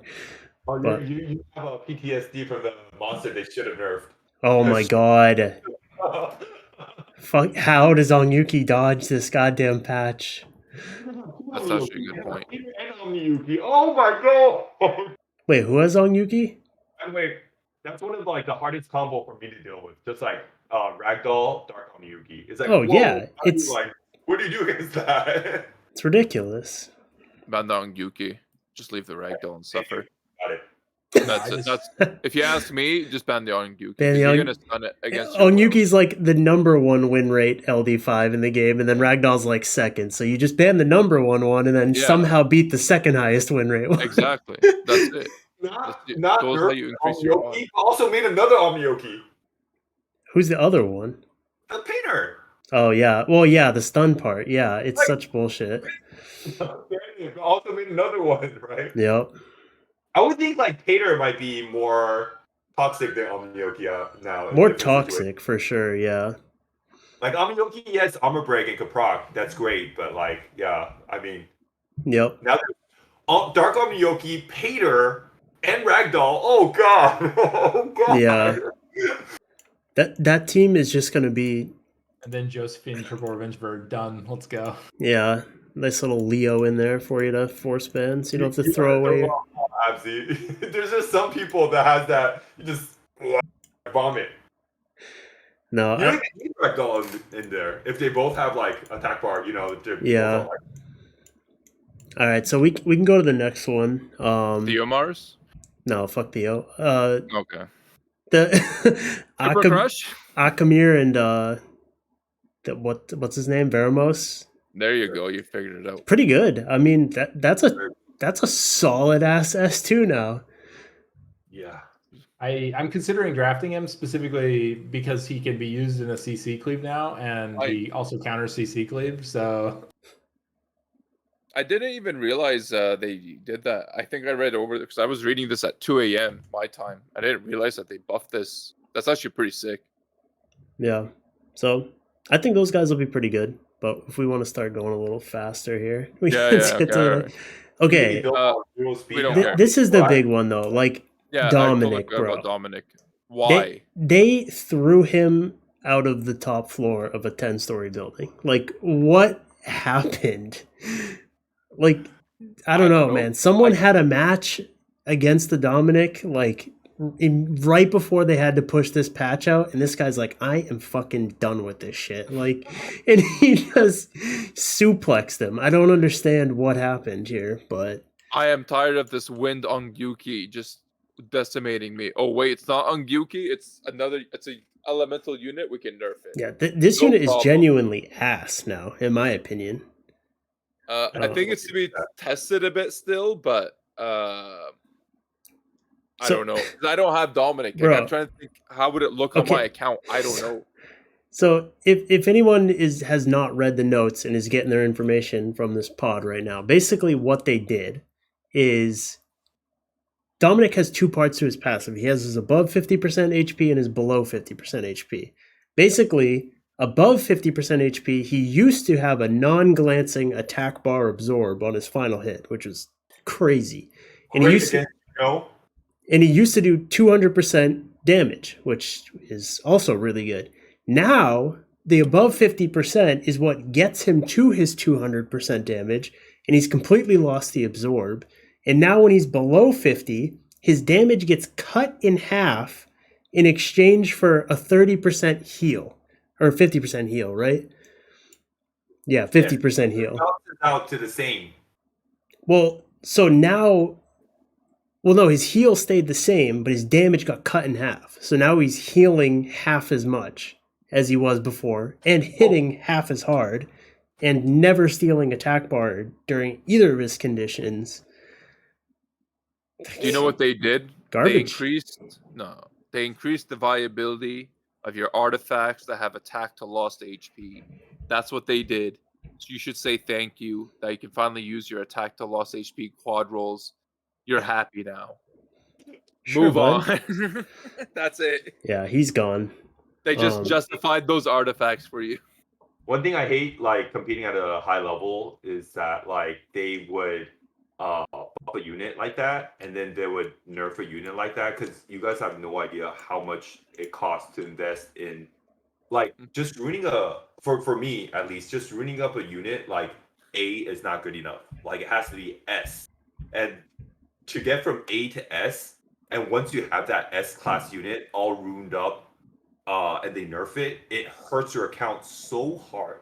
And it was like Gurkha. I would say I had the best Gurkha in the world. And then it was like, you know, and you guys probably know how my Gurkha looks, you know. Yeah. Now I would say I had the best Dominic in the world. Yeah. But you had the best most things in the world. No. I mean, like, those units I could probably, you know, say like, oh, I have them pretty well ruined. But what's it like to have the best 2 light monkeys in the world? Oh my god. No, I don't have the best light monkey in the world. I see better ones, but yeah. As the proud owner of the best Adriana in the world. Okay. Okay. I would just like to say. But yeah, like this because this is like the level of nerf. Yeah, that's fucking disgusting. That's so good. Like, that is odd to get like a unit like that, and the runes are stuck on him for life. Well, know? That's the thing. Yeah. Like, people don't understand. Like, well, Calm to Us, people understand. Calm to Us doesn't understand. Like, I see people complaining, like, okay, this level of nerf, like, we should be able to get our Devilmons back and stuff like that. Like, yeah, you literally just gutted the unit. Like, if I use stones on him, they're gone. I don't even know if he was ever in stones, but whatever. If you used your 8th year anniversary free nat 5 or whatever, and you specifically targeted Dominic, he's gone. If you used SWC scrolls for him that you paid $1,000 for, specifically to chase Dominic, he's gone. Like, if you, like, I'm sure every rune on Thompson's Dominic, like, it is specifically gemmed and grinded for Dominic, right? Like, these 10, are 9, 10. Right. Yeah. These are really good runes that maybe on a different unit is being gemmed in accuracy, but instead it's repeatedly gemmed in maybe flat HP or flat, just some sort of pure stat, and then grinded until it's maxed. I mean, that's thousands of hours of R5 and crystals and whatever, and now they don't just nerf the unit, they just yeet them out of existence. Like, I hate that shit so much. But on the positive note, your quad attack to lost HP. Okay. Is now viable. So Benedict got a little buff. It seems like he's better than Dominic now. Would you believe it? He is better than Dominic. I know. Yeah, it's a fact. Yeah, it's now a fact. But the additional attack deals damage to ignores defense just so the condition has been removed. So he's just going to always ignore. Yeah, on his passive additional hit, he'll always ignore now. And what they changed... Okay, I don't know if I'm the one reading this wrong or if other people are the ones reading this wrong, but I kept seeing people like, oh my god, like, Benedict, once you get enemies to 30% HP, he can't die. That's not what that is, right? It's just gonna kill through endure. That's what I thought too. But everyone's like, what the you just get the enemy team to 30 and then he can't be killed? And I'm like, that can't be right? Like, no, I mean, it's if they're below. He's gonna get rid of Triana passive. He's gonna get rid of all that stuff. Which it's really, I understand why people are confused, because it's really weird where it's like, if they're below 30, then you can kill them. It's like, yeah, no, like, why do you even need that below 30? What are you killing something from 50% HP? I doubt it. Like, I mean, maybe. I don't know how hard he hits. I don't have a Benedict, but It seems it's a little weird. I don't know. It's a weird way to word the passive, but yeah, he'll kill through Garo, Triana, whatever. If he gets them to 30% or lower first. So yeah, pretty good. Which is good. All right, let's speed this up. Yep. Good old cookies, no vanillas. It's expected. 1 to 2 turns. It's what everybody wanted. It's what we got. Yep. We should be happy. He's a really good unit. Build it, use it, skill it up through the event. Don't forget to use your event. You have like that's still going. Hours. Yeah, the skill up event. I haven't used it. I haven't used it yet. Waiting. I have like 3 more days or something. I have to use it. I'm reminding myself. Oh, I thought you were talking about for a second. I thought you were talking about specifically the Ginger Brave one. I was like, no shot. That's still going. No. I mean the Devilmon event. Okay, I got you. Yeah. There we go. Use it. If you're watching this, you have like hours left. All right. This is a very surprising S1 edition because the glance. Wait, they changed the provoked. Wait. Yeah. So now he defense breaks. So now it's a 70% defense break chance. It's a nerf on all of them except the ones that deal damage. So like that's a nerf to fire, wind, and light. But that is a pretty big buff for water and dark to be defense breaking. It's gonna be sick on water. How toxic am I? Light as well, I feel like. It could be. She hits decently hard, I guess. We'll get to it. She doesn't hit hard, but she needs the armor break to hit hard. Yeah, that's fair. The fire one was like that as well. We'll see. So fire one, my problem with all the macaroon guards is like their provoke is not like consistent enough. Well, you don't have to worry about that anymore because that shit's gone. What do you mean, Thompsin? It's the exact same as the Slayers and the Bisons. It was the same provoke chance. Their kit is so whack that like it does. It's skill, you know. Yeah. The Slayers like cycle and stuff. You said consistent, all right? You said consistent. I mean, there's nothing consistent about the Slayer one. It's just they cycle and get more chances at it. Yeah. But no, either way, I think this is cool. I think this is actually a good S1 for them then. I thought it was in addition. I'm like, well, that's wild, but no, it makes more sense. It's not 2 a.m. for me anymore. So it's not going to land like half the time, right? Yeah, it's a tough one. It's really only good for like the water and kind of the dark. Because the water's going to get a bunch of chances because of her passive, so that's good. But the other ones are kind of sus. I don't know. I wonder if there's going to be like viable farming teams with this now. But no, there's never mind. No, I just realized all the dogs. Okay, never mind. Ignore me. Okay. Anyways, fire one. We said we wanted to reduce speed. Now it reduces her own speed. 20. Good. Sounds good. Maybe 2. I don't know if that's going to be not high enough, but we'll find out because you still have to get her at a certain speed. We'll see. The wind one. Make sure easier than Zabala. I mean, just use it with Zabala. Just boost it up. Just boost her. Well, it gets like 180 speed. Just boost it up and it goes down to like 120. Maybe I'll try that with like a Neostone agent. Just use it at like 0 speed and just like use a Swift Ileana to boost it or something. I don't know. That's a very toxic idea, but I'm kind of see what happens. About it too. The wind one. So what? Her shields were HP based when she's a defense unit. Now she's defense based. Whatever. Cool. The light one. Each attack recovers HP of all 30% of the damage dealt. What does the light one do again? Do you guys remember? No idea. She has a stack like Artemil. Every time she attacks, every time she revenges pretty much or attacks, like she gets a stack. And her stack could, I think, go up to like 20% or something. Yeah. Okay. That's not bad, I guess. Having it. Okay. We'll see. Defense types usually don't last long in RTA. No. Proven by Arda, I guess. Now, she might be able to last. Oh, it stacks 10 times. Yeah. Not 10 times. 10 times 20%. Is that what it is? 10% each time. Okay, that's pretty good. I find this silly. No, I think it's still unusable, but I wouldn't use it. Yeah, I mean, not for RTA at least. Maybe like Siege or something. I don't know. I think there's better options for offense. Someone's gonna use it. I don't know. Someone's gonna use it with. Someone's gonna use it with some toxic turn 2 stuff, and then she'll shine because she'll be sustaining for no good reason. The water in the dark S2. Now this is obviously better because they could have just changed that to anything, and it would have probably been better than what it was. But I do like how they made it 3 turns, and then you get the instant turn, so you only get a 2 turn. So it's like it's so lazy. It's like the Rakan. I know. But at least they didn't do it at 2 turns, and then it could have been worse. It's not worse, but it's like what? Hilarious. It's always weird to me though when like some units they just constantly do these little tiny tweaks to their skills, and then it never quite gets there. And then like they'll just randomly, maybe once a year, just take a skill and just completely change it. And it's like, why don't you guys do this more often? Like they just completely change that skill entirely. It's a whole different skill now. Yeah. They should have. It's a Rakan. Like, what the hell? It is. Oh, yeah.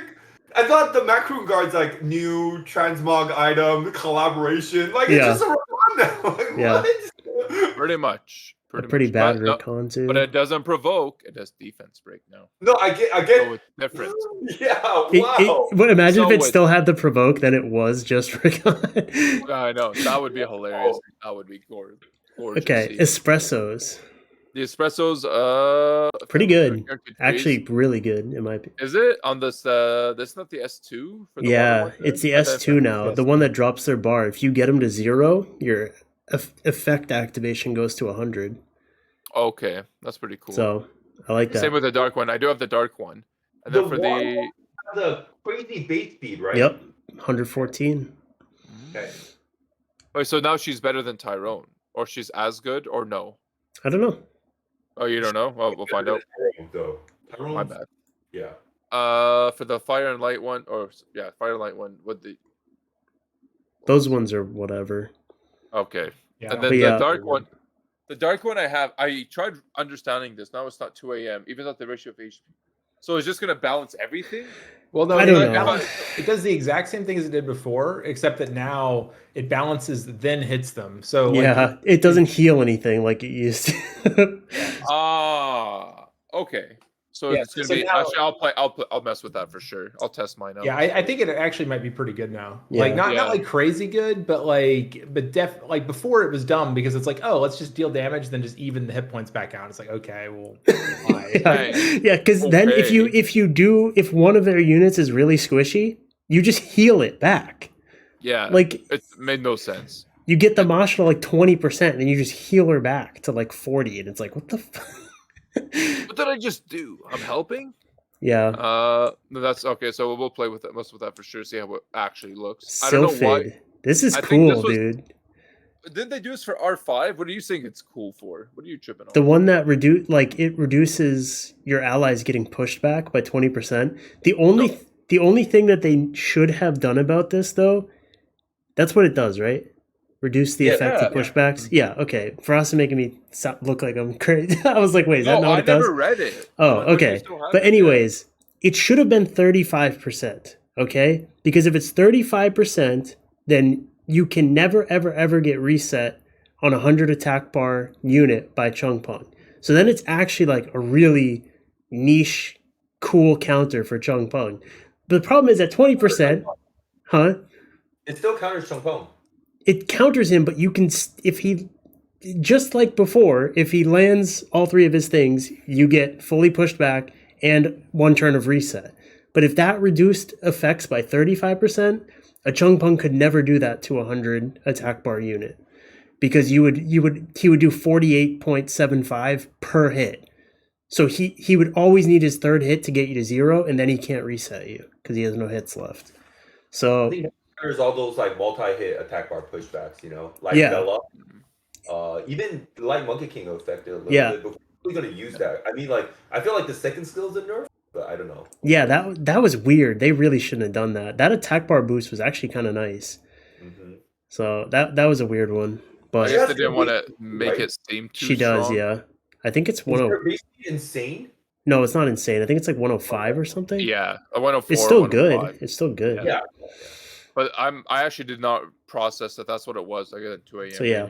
That's actually the first of it, right? That's the first time we have this ability. This is a brand new thing on the field. Well, not for AoE. Masha obviously has it for herself, but who else other than Masha ever had this?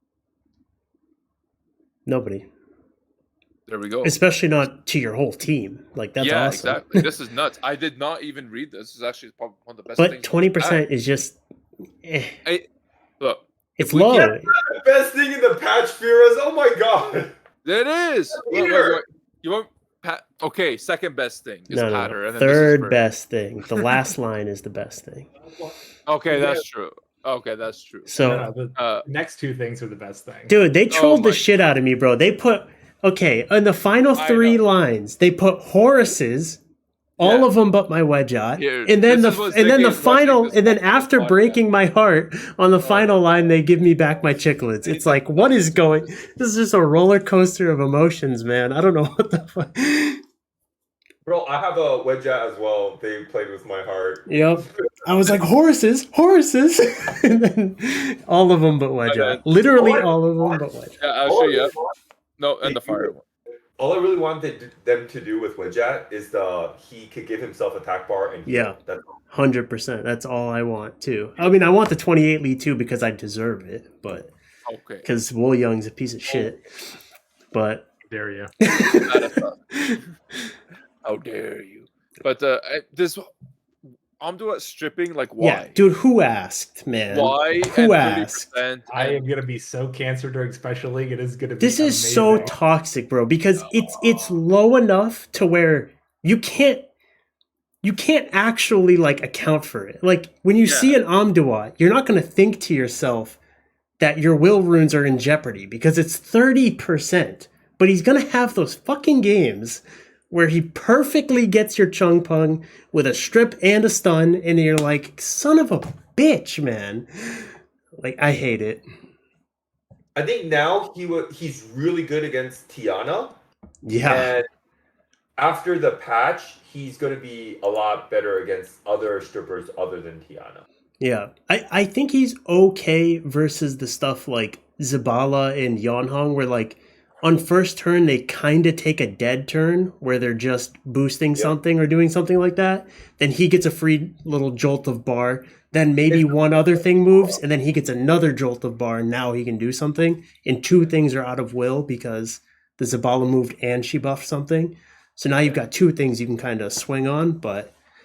It's not going to cut Zabala, though. No. But it's good that it doesn't, because... the Zabala will give that unit a turn to get it out of its will, and then you'll get another chunk of bar, and now you can hit both of them with a slow and a pushback and stuff. So, pretty good. And potentially the rest of their team with a 30% chance. Yeah, and maybe also get their Chung Pung, or maybe also get their whatever. Crazy, dude. Anything higher than 30%, it'll be broken. It would be, but 30 is infuriating when it actually happens to you. It shouldn't be on here. It should not be on here. I actually feel like if it's like 80 is infuriating or 50 is infuriating. 30 is like where it should be at. That's how I feel. It's where it should be to be balanced, but when it happens to you, it's going to feel so bad. When they strip stun your follow-up after cutting your stripper, and you're just sad. You know, I see a lot of people stream, and nothing's more infuriating whenever like a Molong like stuns or strip stun. You know, it's just because like 30 is so low. You know how unlikely it is, and it happens at the worst time possible, and it's like the best thing, especially after a Wusa buff. But yeah, last line, Cichlids, baby. This last line I take as concrete evidence that Come To Us watches the podcast. All right, because there is not a single soul on this earth that has requested Cichlid to have a 2-turn cooldown other than Ziggy. Have it reverted back. To give it back. No one other than Ziggy asked for it, and they delivered. They said, "Fuck your Wedgeot, but you can have your Cichlid buff." I'll take any win I can get, man. She's coming back out in full force. I can't wait, and then you can do a Gingerbrave right next to her too. Yep. If they listened, they would have like buffed Nyx as well, bro. No, man, they buffed my patter. Dude, I'm gonna run Nyx. True. That's gonna be great. No. Okay. These last 2 lines. These are the last ones on the patch. Both of them are very important. They're super important. Yes. So Clara now has a speed lead, universal, so RTA and Siege, which is freaking nuts, man. Like, she has got to be, like, percentages aside, right? Because like 19 it matters, like it really does. It does matter. But percentages aside, just saying speed leads as a whole, she might be the best one. Like, she might be the best unit that has a speed lead. Now it sucks that the speed lead's 19, so maybe that makes it so that you can't use it, but that might be the best unit in the game that has a speed lead. Like, that's so crazy. She's 103 base speed, which is really, really good for an AoE stripper, and it comes with a stun, and it's a pretty high activation rate strip too on the triple hit. So that is a crazy change, especially for Special League, but no one really gives a shit about Special League. Could you argue that they didn't nerf Oliver too much to counter the Clara that they just buffed? No. Well, dude, there's so many stun counters in this game now that it's like, I don't even know if you can use Clara, but no. Like, you're going to get Hey Ganged and Patered and Onyuki'd and whatever. It's like, yeah, so. Ragdoll, Darko Miyoji, and Pater. Oh, perfect. Let me slap down my Clara right now. Just that. That's the perfect time to take it. Even people who don't have those, if they just Hey Gang you, I mean, you're just in the dumps, man. Yeah, pretty much. Thought about, like, I usually bring in, like, Dominic to counter a lot of the bruiser team. No, I can't bring in Ball. Oh man, you're done for. Bro, just imagine being in Comtois headquarters and having Onyuki and Dominic in front of you and being like, we gotta nerf the Dominic, I think. Like, not the Onyuki, not the one who does twice as much damage and can't be stunned and can't be killed. And AoE twice as much. Let's hit the base speed. Let's hit the Dominic. Based a lot of their nerfs on the last SWC. Like, you can see, like, the Gurkha. But Onyuki dominated too, though. Onyuki dominated, man! He might have, outside of Gurkha, he was probably the best unit in SWC. Like, the only difference was the Onyuki was Team Korea, you know what I mean? Yep, it's true. That is true. Problem. I was there. And then, Julie got attack lead, so PC10 is easier now. Yeah, and potential Giants team from my sources, aka Shrumia. Shout out to Shrumia. Can you deal enough damage to one-shot first and third? In Giants? I don't know. That's going to be hard. It's going to be like an insane rune requirement, but apparently it's... if you're Shrumia, you can do it. Yeah. Like no one else can. Maybe. Okay, but the reason... Oh, go ahead. What was that? Who? You say who or what is Shrumia? No, I say there's only one Shrumia. Yeah. There's only one. But they're going to make a YouTube video, and then you can dream that you could do it as well. But it's important for PC10, okay? It is. It actually is. So it's actually pretty cool. We like that. And there's potential for GB12. Potential. Don't get too excited. I think that's pretty much it. Occult girls cannot sleep when they kill something now. Oh, that's actually a massive secret. Which is kind of weird because I don't know. Like, the sleep still happens, but I guess it never resolves, so you don't get the additional turn. Like the check for most of those was like after their entire attack resolves or something. So they were like the only unit that's like, I slept technically, and then like it would have, normal, it's like Wind Robo. If he kills something with the stun, he doesn't get to keep going. Yeah, I know. Well, what I always wondered with Occult Girls is when they got that, did they have to pass an accuracy check? Like, I've always wondered if they activated the sleep on something that they killed, did it automatically say you succeeded it with no act check and then give you the additional turn? I have no idea. There's no way to know because it doesn't say resisted and ever. So we have a little bit of time. I think it wouldn't it have popped up and said resisted? I don't think I've ever seen that. I mean, maybe I'll do that this evening. just to see. Like, I don't know. It's kind of a useless test because we're about to lose it. But you guys completely skipped a pure vanilla cookie light. Okay, no, that was a lazy ass. Are you serious? Oh yeah, extra line, it wouldn't have mattered. I read that too. I did want to talk about that. I think in down here as well, where we got the Macaroon guards and we have the pudding princess here. I think this is them saying we haven't forgotten about them. Wait 2 months and we'll have them on the next patch. I don't know why they want to just shove them on this patch. Actually, they very clearly buffed half of the cookies and not the other half of the cookies. The next patch has the other half, for sure. I take full responsibility for not getting the PVCs buffed. My win rate is just too high with Adriana. 100% your fault. It is what it is, man. She's amazing. She's the only good one though. She is, and But even then, good is a bit of a stretch. She's not good in a way where once you miss second skill, you're like, wow. You don't click second skill. That's what I've discovered. Even if you're up against passives, you just take the guaranteed heal with S1, bro. You don't even put the game in the hands of her landing that shit. Don't even gamble it, dude. It's so bad. Like it's like it misses all the time. Yeah, legit. All the time. I didn't want to tell you this, but I'm going to be running Fire Vanilla Cookie and Amduat after this patch. So, oh my god.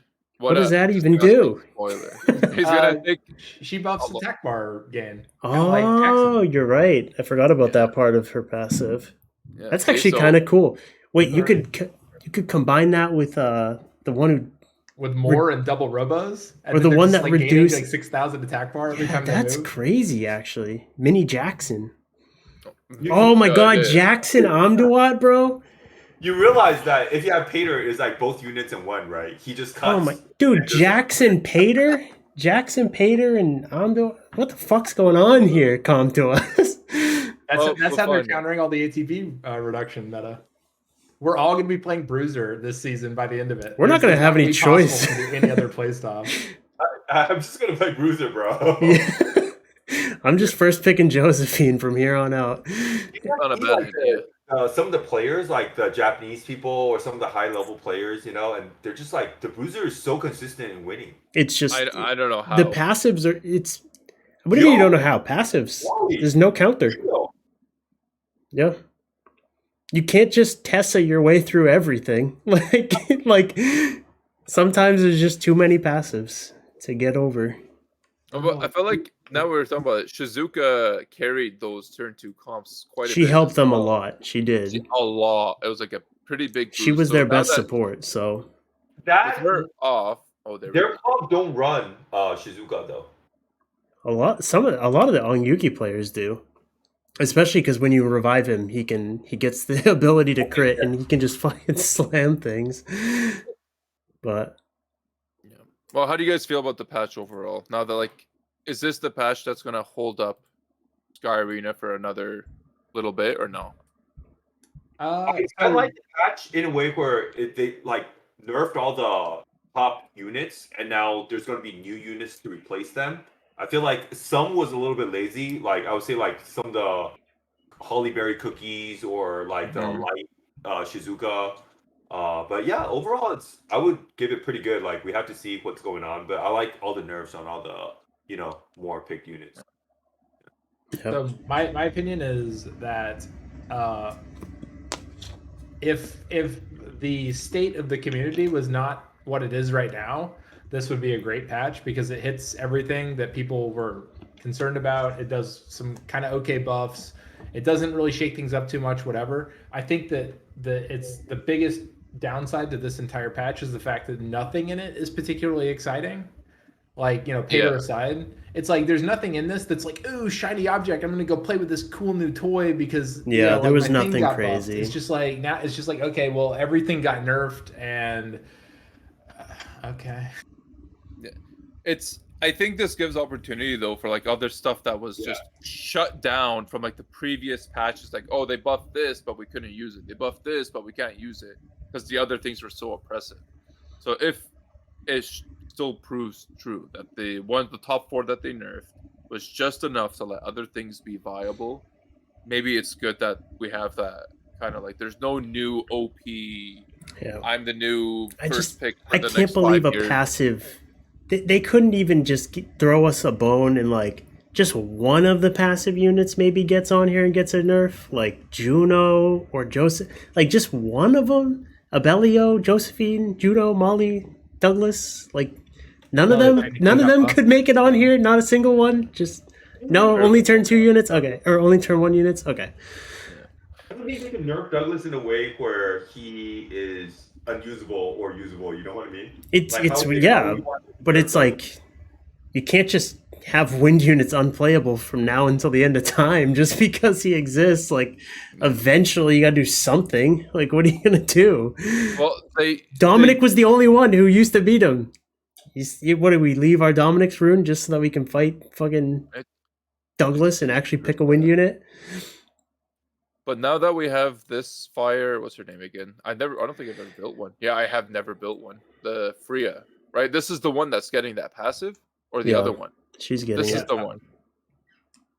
I think this is gonna be a pretty sick unit. Like when they make units like this, I get excited. I get happy, you know. And then, like I said, like you can't. Douglas is now at an untouchable state, but to please or piss off anyone. But if they make more units like this, respectable turn 2 units. I feel like the game's heading in a better direction, but I do also feel like turn 1 is just vanishing. Yeah, because even though it's like you totally vanishing. You buff this unit, but it's like in reality, if you're fighting a Chung Pung, are you bringing the unit that stops the pushback, or are you just bringing the Douglas who's just going to revenge and kill it? Like that's the other thing. You just bring the Douglas. I mean, do you really pick this over Douglas? I highly doubt it. I will, because I'm not a filthy Douglas drafter, so I'm going to actually be playing with Freya a lot, just because I don't want to be bothered. A Douglas sacker, but what was I lost what you do. I can't remember what I was saying on that point. Honestly, but like if turn 1 is leaving, like I don't know. Yeah, we're just gonna have to see. I mean, I'm gonna try out Clara and stuff like that, and just get You literally listed 10 units. I know. I'm gonna have to find a way to mix them in with her or something. Like I'll probably just get my face pounded in. But turn 1 got a unit on the balance patch, so I'm gonna try it at least. I mean, Miles is gonna be a fucking trophy fucking monster for the next 2 months. I feel. I wish I had Miles.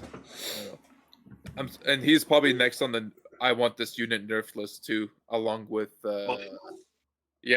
people are already complaining heavily about it, and I think it's going to increase even more these next 2 months. Yeah, because he shreds the turn 2 units that people want to give them free wins. Like they don't want to have a unit out there that counters what they're using as counters. Like what do you think? Is there even a good first pick right now? Is it still Oliver? Oh, it's Water Ryu.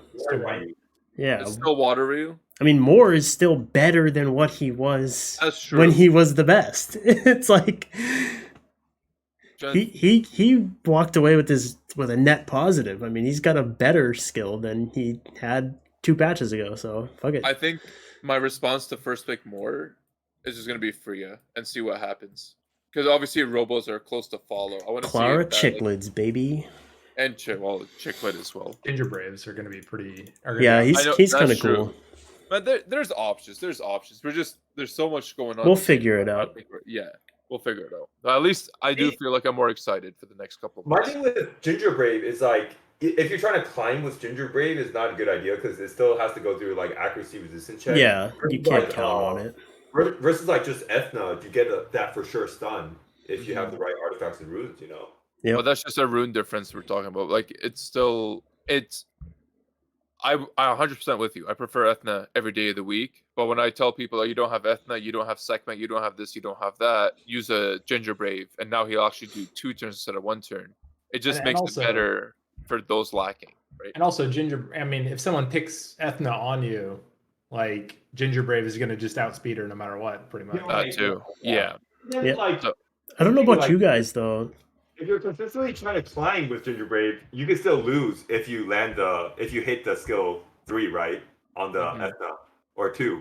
Yeah. Because like resistance, you know. Yeah. But I don't know about you guys, but like I've started adjusting my builds just to deal with Ethna specifically, like just to reduce her chance of like stunning my CP and stuff. Like I've pretty much completely ditched additionals for minus crit damage taken and minus wind. Like, well, minus crit damage taken is really bad, but then minus wind. It's bad, but it's the only thing you can get on the right side. Yeah. So minus wind, yes. It's the only form of damage reduction on that side. So I'm just gonna take Patter into it and then hope they stun Patter, and then I'll get 20 bar for no good reason. Yeah. What do you think? Do you think this is a good patter, Thompson? What do you think? Rate. This is rate my patter, as WAP edition. Okay. Okay. Good artifacts. Yeah. Oh yeah, they actually are good artifacts. Oh, this is a freaking. I would say 9 out of 10. 9.5 out of 10. You hear that? That means get back in dragons and get that extra point. No. 9.5 out of 10. Yeah. Well done. Thank you. Now he'll gain 20 bar, and then sorry, 10 bar, because I was still gonna first pick Tion Lang with it. I do think all the Paters are gonna look like that though. On the they will something like that. I think this is gonna still be the way. Pater, yeah. There's no other way. Like I said, if you're lacking runes though, and you don't want to just give Pater a set, like I might be messing with the builds. You can still put him in the 160s. That's how good 20 bar is. You'll still cut. No, because he's a 99 base. Wait, same as Volantis though. Volantis is typically built on the 170s is what typically screws me over with the Escher boost. So if you still want to go over the Escher boost, I think still to be the low 170s should be sufficient. Maybe a high 160s, depending if what rank you're sitting at. If you're in the C3s, the Conqueror range, I think 160s will be enough just to piss off Gianna owners. That's what I'm getting at. It's really just and Clara drafters. For some reason, someone's going to take Clara and take it. Ziggy. But all right, we can call it there. This has been a long one. Almost 2 hours, I think, right? Pretty much, pretty close. But it's been a while since we had something actually worth talking about. Yep. But yeah, thank you guys so much for joining us. Really appreciate it. You both. You're my favorite people that I spoke to today. Oh wow, that was nice. Wow. That was nice. I said that before. All right, peace out. All right, cool. Peace. Good night.